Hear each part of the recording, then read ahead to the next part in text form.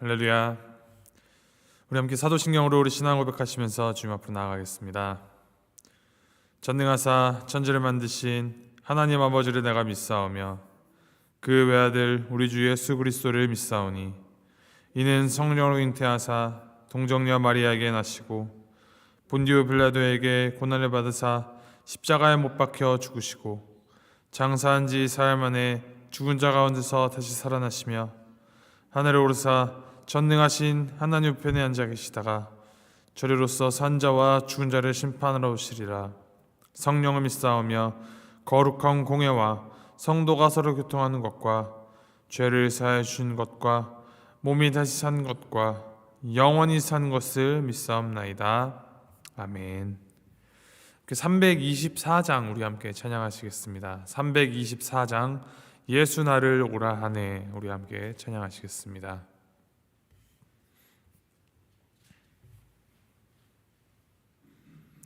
(324장)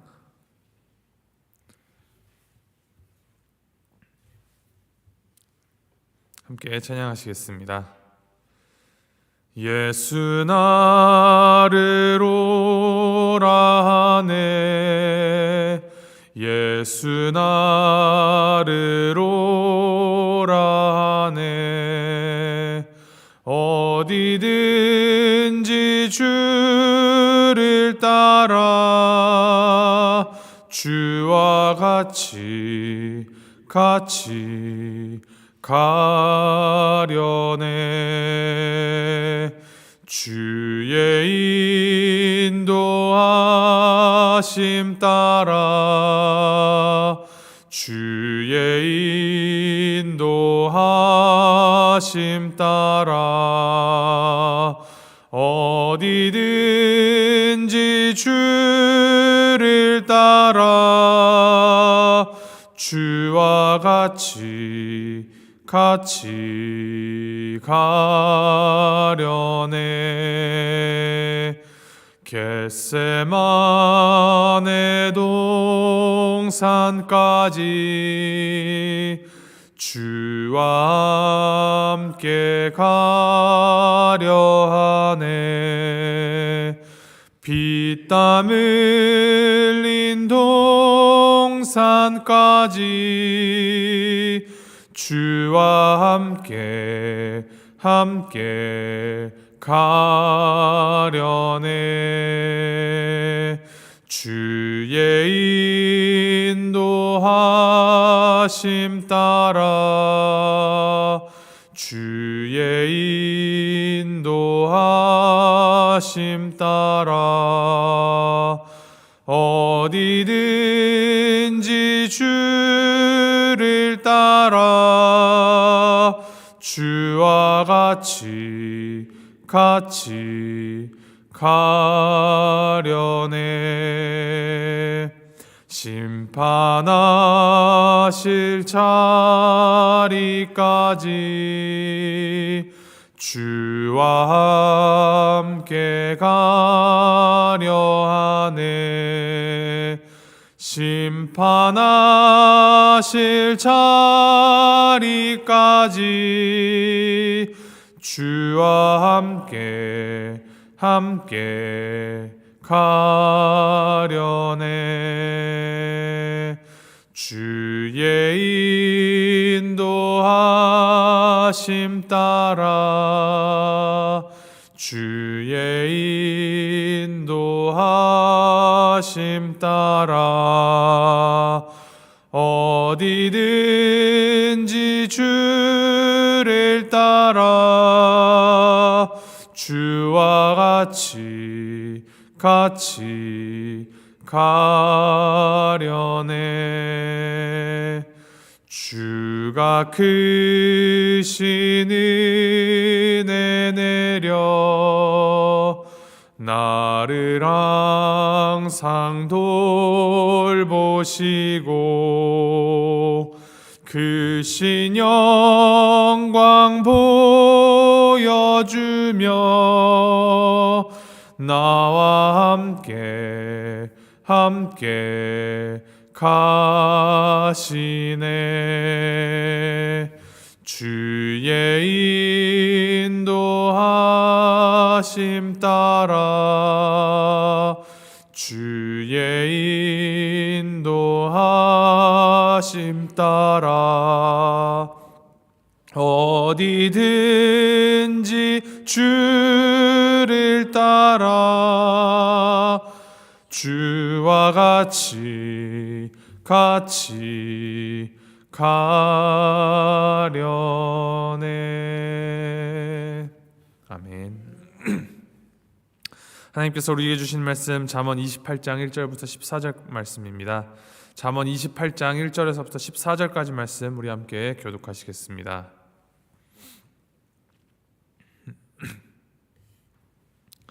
잠언 28장 1절에서부터 14절까지 말씀. 자, 1절 말씀 먼저 읽도록 하겠습니다. 악인은 쫓아오는 자가 없어도 도망하나 의인은 사자같이 담대하니라.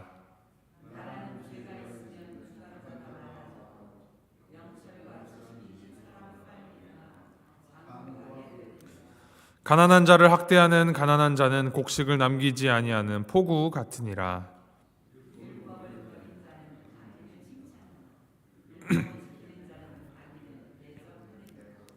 악인은 정의를 깨닫지 못하나 여호와를 찾는 자는 모든 것을 깨닫느니라.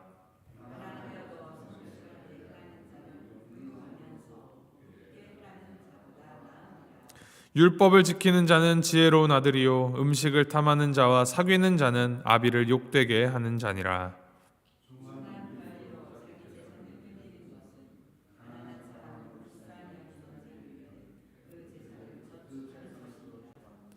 사람이 귀를 돌려 율법을 듣지 아니하면 그의 기도도 가증하니라.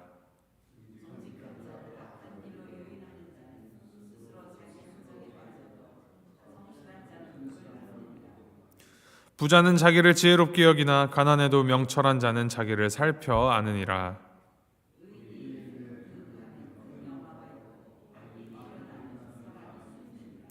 자기의 죄를 숨기는 자는 형통하지 못하나 죄를 자복하고 버리는 자는 불쌍히 여김을 받으리라.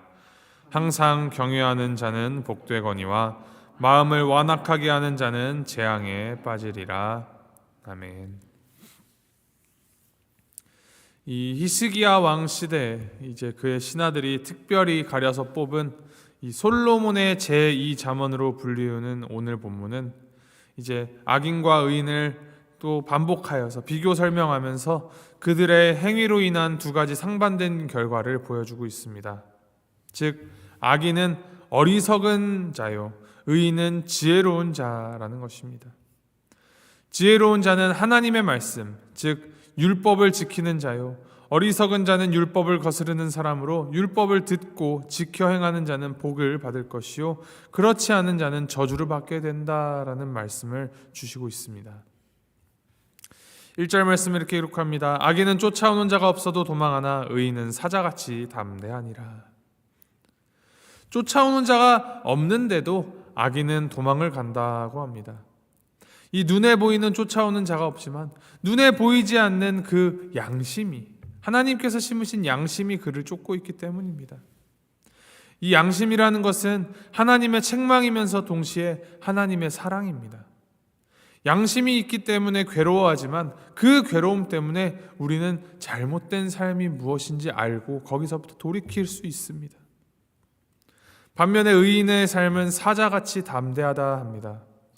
의인은 하나님과 함께하기 때문에 그 어떤 상황에서도 평안할 수 있습니다. 하나님은 우리에게 두려움을 주지 않고 평안을 주시는 분이십니다. 하나님이 주시는 평안은 세상이 주는 평안과 다릅니다. 이 세상의 평안은 잠깐 있다가 사라지고 없어지지만 하나님께서 주시는 평안은 영원한 평안이기 때문입니다. 요한복음 14장 27절에 이렇게 기록합니다. 평안을 너희에게 끼치노니 곧 나의 평안을 너희에게 주노라. 내가 너희에게 주는 것은 세상이 주는 것과 같이 아니하니라. 너희는 마음에 근심하지 말고 두려워하지도 말라. 악인은 쫓아오는 자가 없어도 도망하지만 의인은 사자같이 담대한 이유가 바로 여기에 있습니다. 의인은 주님이 주시는 이 평강으로 충만하기에 어떤 상황 속에서도 사자처럼 담대할 수 있는 것입니다. 그래서 이스라엘 백성들은 만나는 사람마다 가장 먼저 하는 인사가 샬롬이라고 이렇게 외치면서 인사합니다. 평안합시다. 평안하십시오. 이 샬롬이 있는 곳에 하나님이 함께 하심을 믿기 때문에 이보다 더 귀한 게 없는 하나님이 함께 하시는 그 평안의 복을 빌어주는 것입니다.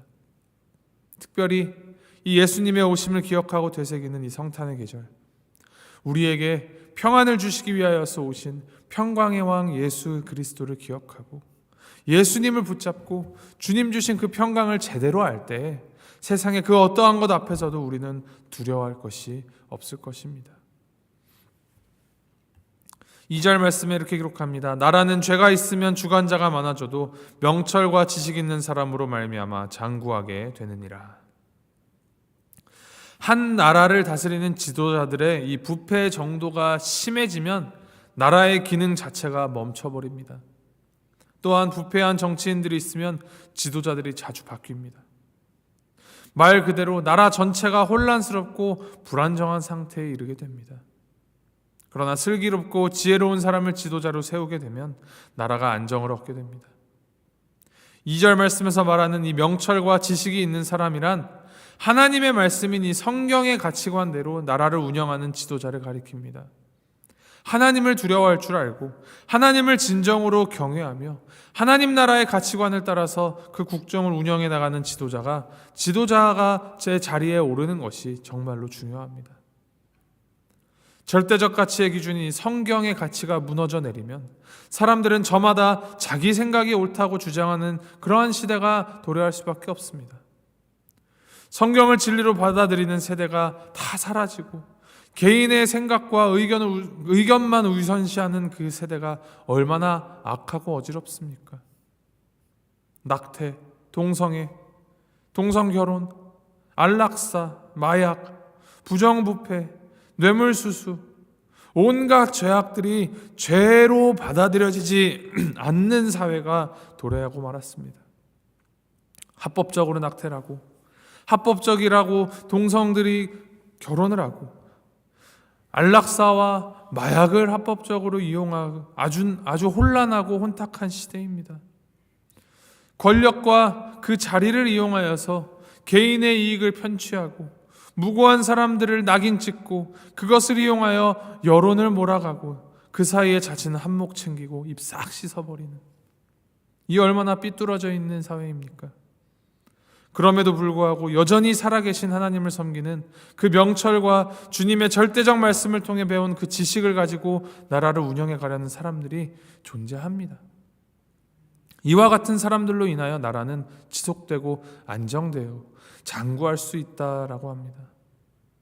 오늘날 교회와 또 우리들의 사명은 바로 이와 같이 하나님의 말씀을 중심으로 이제 작게는 나 자신, 자기 자신부터, 그리고 이 가정과 속한 공동체, 크게는 국가와 나라를 성경 말씀이 말하는 그 진리의 가치관에 입각하여서 운영해 나갈 수 있는 새로운 세대를 양육해 나가는 것이 중요한 맡겨진 숙제입니다.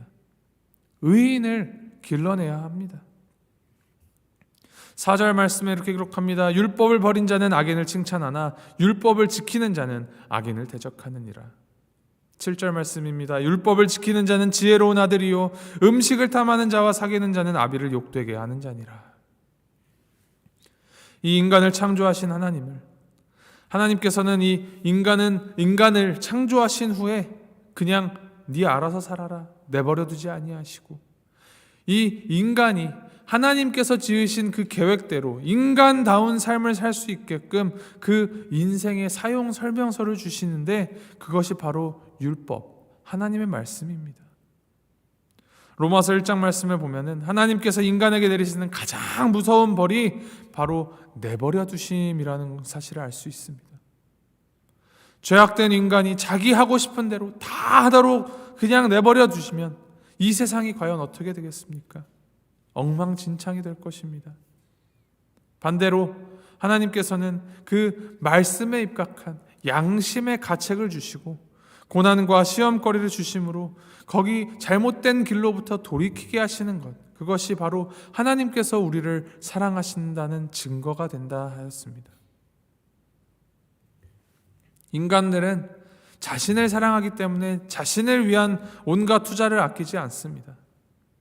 자기를 가꾸기 위하여서 머리도 하고 건강을 위해 이제 헬스도 하고 분위기 좋은 식당에서 맛있는 음식도 먹고 좋은 차도 타고 멋진 집에서 살아가곤 합니다. 이 모든 것들이 나를 위해서 하는 일입니다. 하지만 진정 나를 위한다면 이보다 더 먼저 우선시 되어야 할 것이 있습니다. 그것이 바로 이 율법, 하나님의 말씀을 지키는 삶입니다.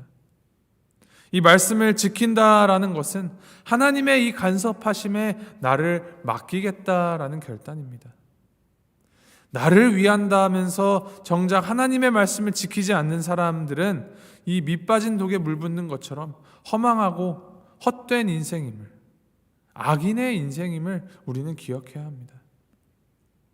오늘 말씀 9절 말씀에 이렇게 기록합니다.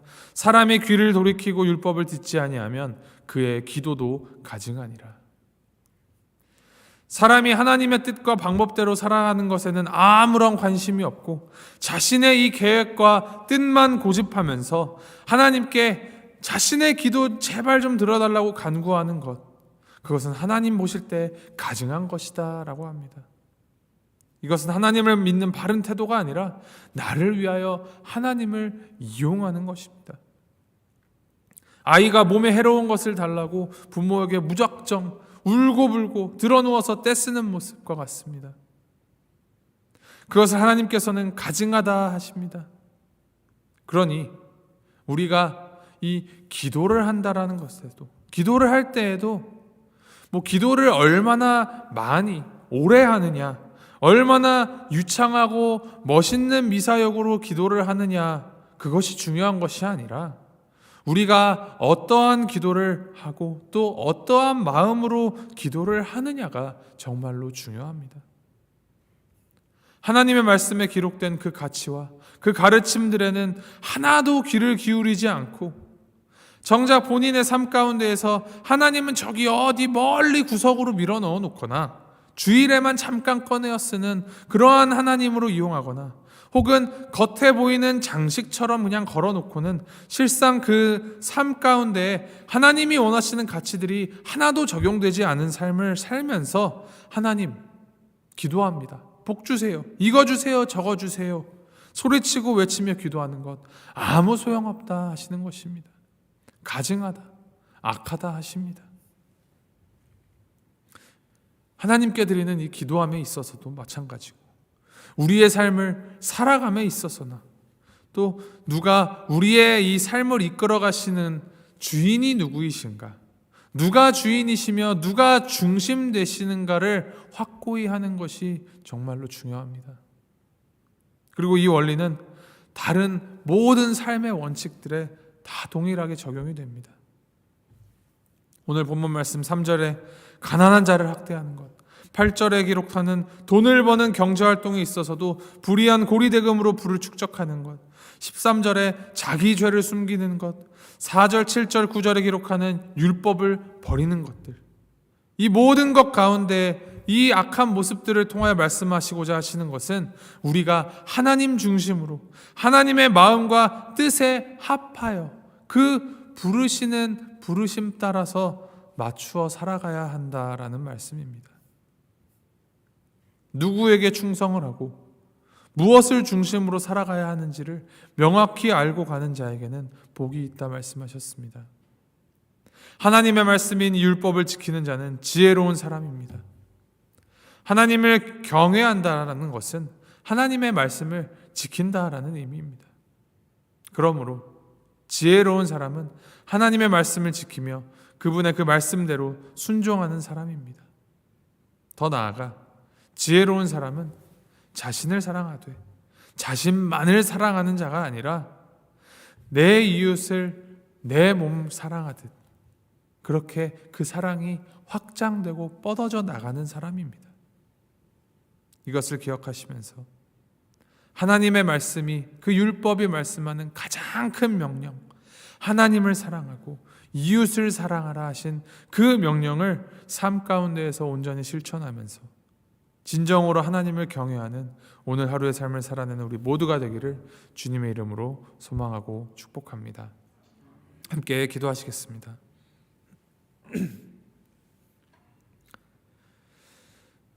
하나님 아버지, 하나님의 말씀을 나의 잣대로 판단하고 자신의 기준으로 평가하며 나에게 좋은 것만 취사 선택하려 하였던 어리석은 우리의 모습을 바라봅니다.